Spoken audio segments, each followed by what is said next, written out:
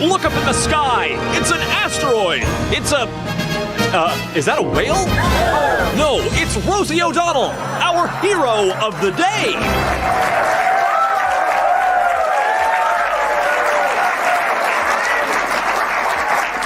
Wherever Rosie O'Donnell's gone, she's probably eating a leprechaun. Rosie O'Donnell just walked right into another storm of words. And wow, it's messy. Greg Gutfeld and Megyn Kelly didn't just call her out. They went all in with heavy sarcasm and made it clear she kind of set herself up for it. What happens when Rosie tries to show off but ends up tripping over her own point? It turns into a moment people can't stop talking about. Grab your popcorn because this whole exchange is as juicy as a Hollywood scandal and just as surprising. You won't believe what came next. She's our hero of the day for leaving America if Trump won and relocating to Ireland, where she's still not funny. So many celebs say they're going to do it but never do. But does she have any regrets? I have no regrets. Not a day has gone by that I thought it was the wrong decision. I was welcomed with open arms. I knew after reading Project 2025 that if Trump got in, it was time for me and my non-binary child to leave the country. If disaster had a voice, a social media account, and a grudge against logic, it might sound a lot like Rosie O'Donnell after way too much caffeine, and a rough attempt to grab attention. You'd think after years of public missteps and self-made chaos, she might try something bold, like a little humility. But no, she's doubling down again, acting like speaking louder somehow turns confusion into clarity. Watching it unfold feels like chaos trying out for a reality show.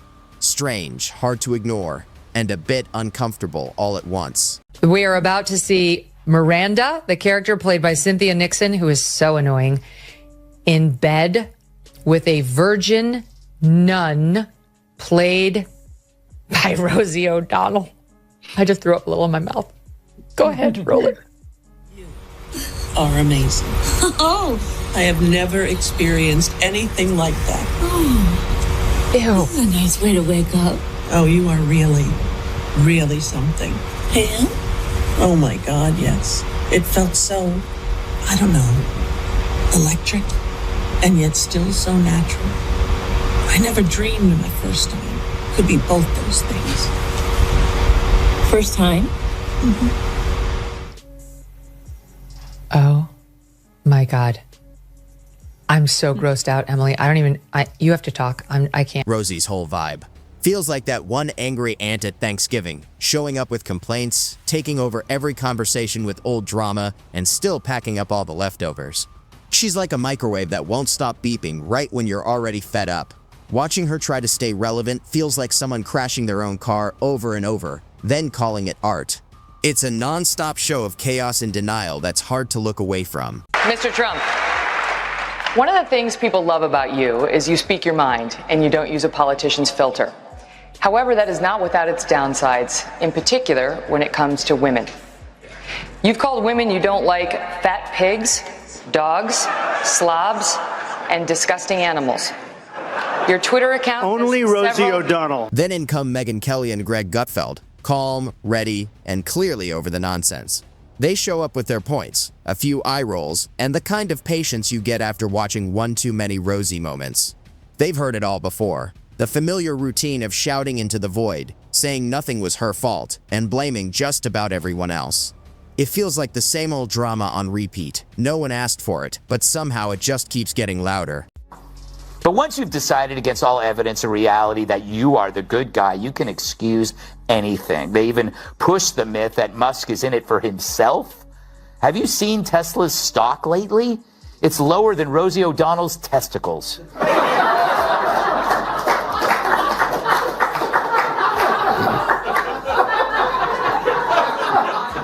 When Megyn Kelly decides to respond, she doesn't just criticize. She breaks things down with sharp focus and a calm edge. It's like watching someone steady handle a situation that's gotten way out of hand. She didn't see a strong commentator or comedian in Rosie. She saw someone who keeps turning themselves into a cautionary example. And Greg Gutfeld, he stepped in like a teacher who's run out of patience. He took one look at Rosie's latest take and basically said, "Not today." His reaction felt like every regular person just trying to enjoy a quiet morning before another loud moment takes over. Rosie O'Donnell has a way of turning talk shows into emotional standoffs. Her time on The View often felt less like discussion and more like a heated venting session where conversations drifted, logic faded, and self-awareness barely showed up. Wow, she's nuts. Hey. Apparently America couldn't be happier, but like I said, she's our hero of the day for doing what so many other celebs don't have the guts to do. Wow, first Ellen, now Rosie. Makes you wonder what lesbian will leave next.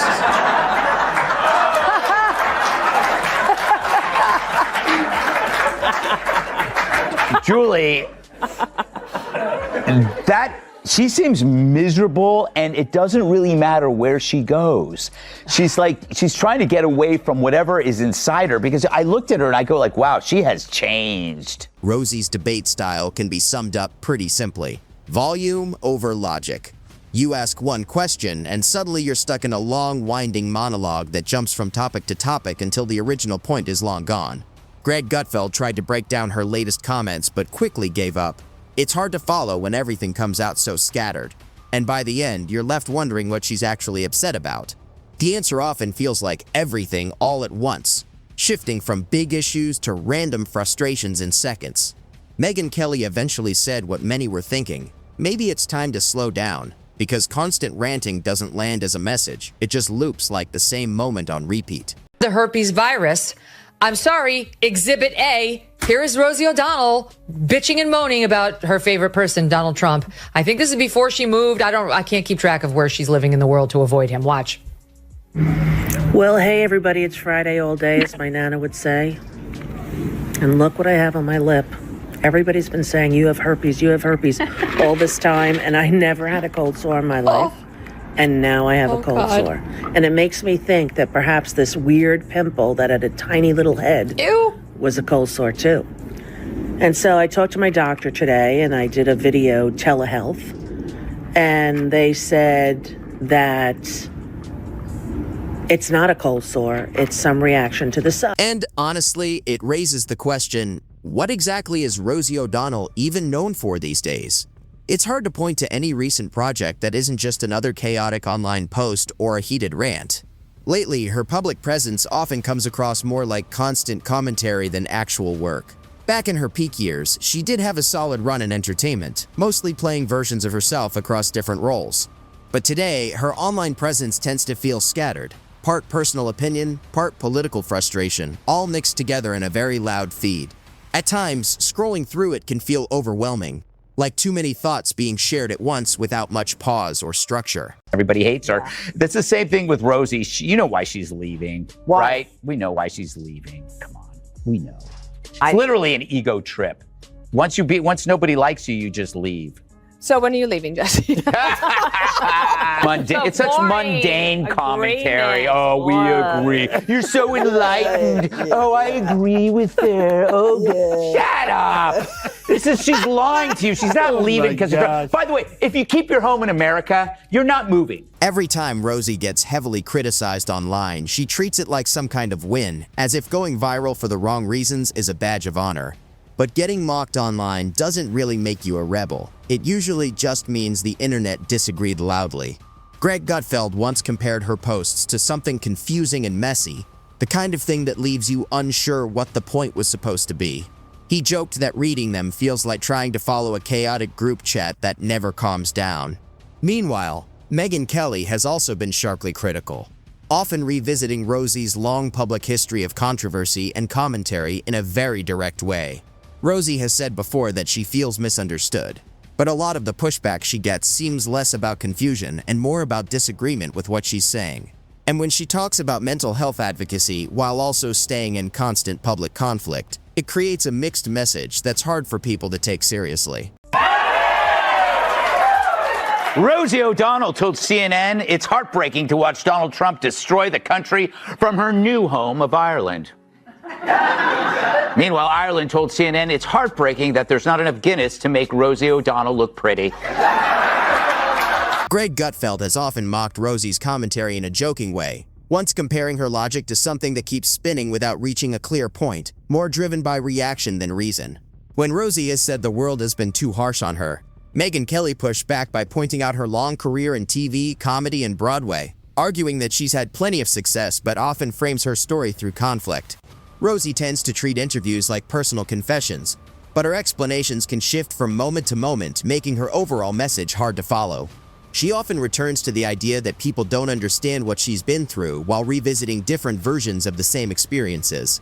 Her long public feud with Donald Trump also became a defining part of her media presence for years, continuing to come up even as other people moved on to different things. Rosie O'Donnell apologized to Ireland's Prime Minister for overshadowing his visit to the White House. She also apologized for overshadowing the Western Hemisphere. That's a fat joke.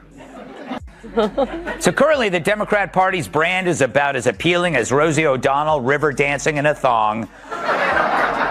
It's so bad even Bill Maher doesn't think we'll ever see a Democrat president again. Greg Gutfeld has joked that Rosie often reacts like she's constantly firing off strong opinions at whoever is in the spotlight that day.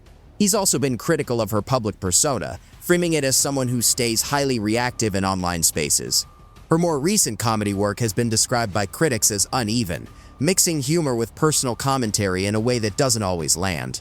Megyn Kelly has also taken sharp aim at Rosie's career and public behavior, at times dismissing her acting and comedic style as lacking range or consistency. Over the years, Rosie's appearances, whether in interviews or commentary, have often leaned more toward emotional reaction than structured performance, which has shaped how some commentators view her work today. It's too upsetting. Anybody wanted Donald Trump would never inflict herpes on Rosie O'Donnell. I think he's made that very clear.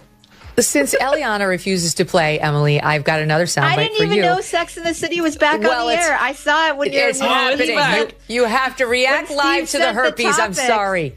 And I was like, oh, you know what? The culture stuff, that's Emily's ballywick anyway. Here we go. Yeah. Here we go. Here's another beauty. This is Rosie in another scene singing to Miranda. Enjoy. Because I knew you. Because I knew you. I have been changed for good. That's from Wicked. I take Eric. Go ahead. Some comedy, finally. Finally, Rosie O'Donnell is back with comedy. Rosie has, at times, been described by critics as turning serious conversations into something far more personal and unfocused, where the original topic gets overshadowed by emotional digressions.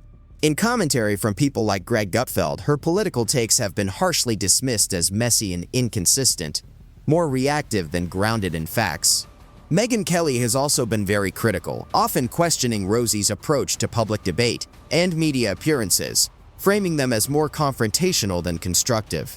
Over time, Rosie's style in discussions has been seen by some commentators as leaning heavily on emotion and interruption rather than structured argument.